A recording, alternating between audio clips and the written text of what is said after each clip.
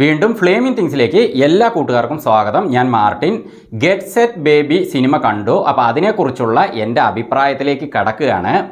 അപ്പോൾ ആദ്യം തന്നെ ഒരു കാര്യം പറയാം. വീഡിയോ കാണുന്ന എല്ലാവരും തന്നെ ഈ ചാനൽ സബ്സ്ക്രൈബ് ചെയ്തിട്ടില്ല എന്ന് മനസ്സിലാകുന്നുണ്ട്. അപ്പോൾ ഒന്ന് സബ്സ്ക്രൈബ് ചെയ്യുക കേട്ടോ. അപ്പോൾ ഞങ്ങളുടെ വീഡിയോകൾ വളരെ പെട്ടെന്ന് നിങ്ങൾക്ക് യൂട്യൂബിൻ്റെ ഹോം സ്ക്രീനിൽ കാണാനാകും.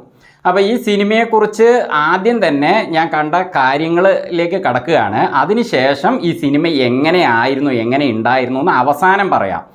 ആദ്യം തന്നെ ഒരു കാര്യം പറയാം. ഇതിൻ്റെ എഡിറ്റിങ് അതേപോലെ സിനിമാറ്റോഗ്രാഫിയൊക്കെ നന്നായിട്ട് ചെയ്തിട്ടുണ്ട്. നല്ല എഡിറ്റിംഗ് ആണ്. അത് ആർജു ബെന്നാണ് ചെയ്തിരിക്കുന്നത്. അതേപോലെ സിനിമാറ്റോഗ്രാഫി അലക്സ് ജെ പുളിക്കലാണ് ചെയ്തിരിക്കുന്നത്.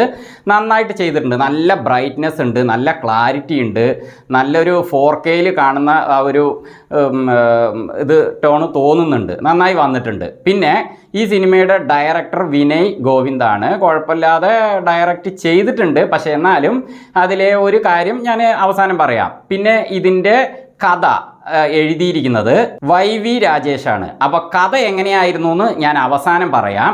അപ്പോൾ ഈ സിനിമയിൽ ഉണ്ണി മുകുന്ദൻ എങ്ങനെയായിരുന്നു എന്ന് ഞാൻ പറയുകയാണ്.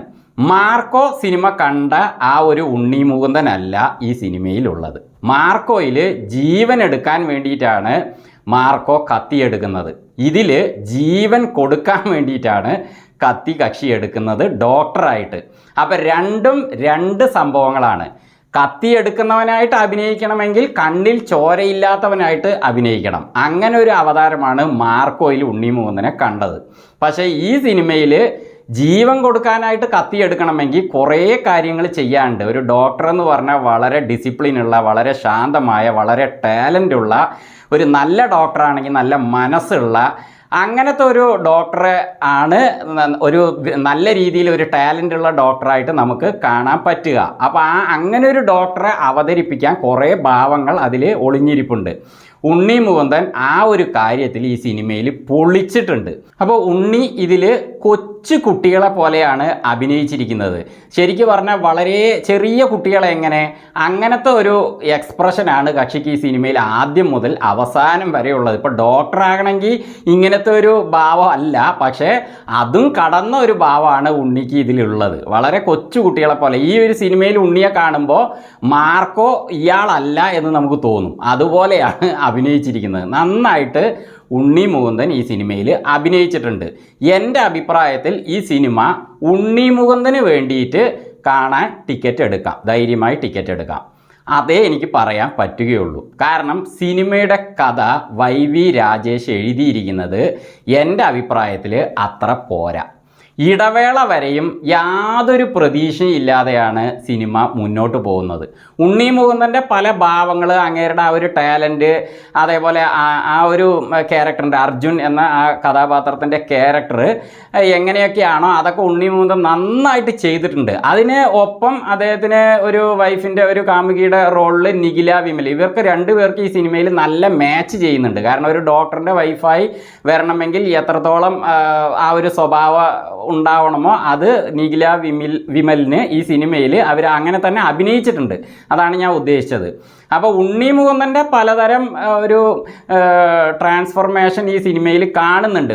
പലതരമല്ല, ഒറ്റൊരു സംഭവമേ ഉള്ളൂ. പക്ഷേ അതിൻ്റെ ഇടയ്ക്ക് അങ്ങേരുടെ ഒരു സ്വഭാവമാറ്റം അങ്ങനത്തെ കാര്യങ്ങളൊക്കെ വന്നിട്ടുണ്ടെങ്കിലും ആ കൊച്ചു കുട്ടിയിൽ നിന്നുകൊണ്ട് തന്നെയാണ് അങ്ങേര് ഈ സിനിമ അഭിനയിച്ചിരിക്കുന്നത്. അതുകൊണ്ട് തന്നെ നമുക്ക് മാർക്കോയെ കണ്ടിട്ട് ഈ സിനിമ കാണുമ്പോൾ ഇതെന്താ ഇങ്ങനെ ഉണ്ണി മുകുന്ദൻ തോന്നും. അതായത് ഒരു നല്ല നടനാണ് അങ്ങേരെന്ന് ഈ സിനിമയിൽ തെളിയിച്ചിരിക്കുകയാണ്. അതായത് പലതരം ഭാവങ്ങൾ തനിക്ക് ചെയ്യാൻ കഴിയുമെന്ന്, ഏത് ആ സിനിമയുടെ റോളിനനുസരിച്ച് മാറാൻ കഴിയുമെന്ന് ഉണ്ണി മുകുന്ദൻ ഇതിൽ തെളിയിച്ചിരിക്കുകയാണ്. അപ്പോൾ ആ ഒരു കാര്യത്തിൽ ഈ സിനിമയിൽ ഉണ്ണി മുകുന്ദൻ്റെ കാര്യം ഓക്കെയാണ്. അപ്പോൾ ഞാൻ നേരത്തെ പറഞ്ഞ പോലെ കഥയിൽ ഇടവേള വരെ ഒരു പ്രതീക്ഷയും കിട്ടുന്നില്ല. അതേപോലെ അവിടുന്ന് അങ്ങോട്ട് മുന്നോട്ട് പോകുമ്പോൾ തുടക്കത്തിൽ തന്നെ ഒരു സംഭവം വരുന്നുണ്ട്. ഇവരുടെ നിഖിലയുടെയും അതേപോലെ അർജുൻ്റെയും വൈഫിൻ്റെയും കാര്യത്തിൽ ഒരു സംഭവം വരുന്നുണ്ട്. ഒരു ത്രില്ലിങ് വരാൻ സാധ്യതയുള്ളൊരു കാര്യം വരുന്നുണ്ട്. പക്ഷേ അതും സിനിമയിൽ വല്ലാത്ത ത്രില്ലിങ് കാര്യങ്ങളിലേക്കൊന്നും പോകുന്നില്ല. എന്നിരുന്നാലും അവിടുന്ന് അങ്ങോട്ടൊരു പ്രതീക്ഷ നമുക്ക് വരുന്നുണ്ട്. ഈ കാര്യത്തിൽ ഇത് ശരിയാകട്ടെ പറഞ്ഞിട്ടുള്ളൊരു പ്രതീക്ഷ നമുക്ക് തോന്നുന്നുണ്ട്. പക്ഷേ അത് നമ്മൾ ഉദ്ദേശിച്ച രീതിയിൽ വന്നോ എന്ന് ചോദിച്ചാൽ എൻ്റെ അഭിപ്രായത്തിൽ ഇല്ല. പിന്നെ വേറെ ഈ ഡോക്ടറെ ഇദ്ദേഹത്തിൻ്റെ ഹോസ്പിറ്റലുമായി ബന്ധപ്പെട്ട ചില സംഭവങ്ങൾ, അനിഷ്ട സംഭവങ്ങൾ നടക്കുന്നുണ്ട്. അപ്പോൾ അങ്ങനത്തെ കാര്യങ്ങളിലൊക്കെ കുറച്ചൊരു ത്രില്ലിങ് കാര്യങ്ങൾ വന്നെങ്കിലും അതും വളരെയധികം ത്രില്ലടിപ്പിച്ചിട്ട് അവസാനം പോയിട്ട് നല്ല രീതിയിൽ അവസാനിക്കുന്ന ഒരു സാധാരണ നമ്മൾ കാണുന്ന ആ ഒരു മൂഡിലല്ല ഈ സിനിമയുടെ കഥ കിടക്കുന്നത്. കഥ ഒന്നുകൂടി ശരിയാക്കാമായിരുന്നു. വൈവി രാജേഷ് കുറച്ചുകൂടി ത്രില്ലിങ് കൊടുത്ത് വേറെ രീതിയിൽ ഇത് എഴുതാമായിരുന്നു എന്നാണ് എൻ്റെ വ്യക്തിപരമായ അഭിപ്രായം. അതുകൊണ്ട് വലിയ ഒരു എക്സ്പെക്റ്റേഷൻ, അതേപോലെ ഒരുപാട് നമുക്ക് ഒരു ത്രില്ലിങ് തോന്നുന്ന കാര്യങ്ങൾ അങ്ങനെയൊന്നും ഈ സിനിമയിൽ ഞാൻ കണ്ടില്ല. അപ്പോൾ എൻ്റെ അഭിപ്രായത്തിൽ ഉണ്ണി മുകുന്ദന് വേണ്ടിയിട്ട് ധൈര്യമായിട്ട് ഈ സിനിമ കാണാൻ പോകാം. പിന്നെ ഇത് ഫാമിലി ആയിട്ട് കാണാൻ പറ്റുന്ന സിനിമ തന്നെയാണ് കേട്ടോ. കാരണം ഇതിൽ ഫാമിലിക്ക് കാണാൻ പറ്റില്ലാത്ത രംഗങ്ങളോ അങ്ങനത്തെ സംഭവങ്ങളൊന്നുമില്ല. ഫാമിലി ആയിട്ട് പോയി കാണാം. പക്ഷേ ഫാമിലിയായി പോയി കണ്ടാലും എല്ലാവർക്കും ഈ സിനിമ അങ്ങോട്ട് നന്നായിട്ട് ഇഷ്ടപ്പെടും എന്ന് എനിക്ക് പറയാൻ പറ്റില്ല. അപ്പോൾ എൻ്റെ അഭിപ്രായത്തിൽ ഈ സിനിമ ഒരു ആവറേജ് മൂവിയാണ്. പക്ഷേ ഉണ്ണി മുകുന്ദൻ്റെ അഭിനയം എനിക്ക് നന്നായിട്ട് ഈ സിനിമയിൽ ഇഷ്ടമായി. വീണ്ടും മറ്റൊരു വീഡിയോയുമായി ഞങ്ങൾ വരുന്നത് വരെ ഫ്ലേമിംഗ് തിങ്സിൽ നിന്ന് ബൈ.